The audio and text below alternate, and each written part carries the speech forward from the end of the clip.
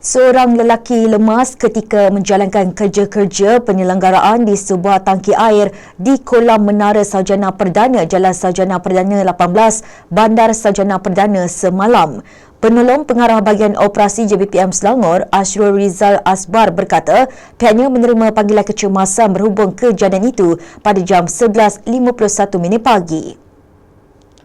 Menurut Komando Operasi, terdapat seorang lelaki berusia 24 tahun dalam keadaan tidak sedarkan diri di atas tangki kolam menara ketika melakukan kerja-kerja penyelenggaraan. Berdasarkan maklumat awal daripada pemanggil, mangsa dipercayai tersedut dan lemas di dalam tangki air tersebut dan gagal menyelamatkan diri. Beliau berkata anggota bomba kemudiannya menjalankan operasi mengeluarkan mangsa dari tangki berkenaan. Bagaimanapun, mangsa disahkan meninggal dunia oleh petugas Kementerian Kesihatan KKM sebelum mayatnya diserahkan kepada pihak polis untuk tindakan lanjut.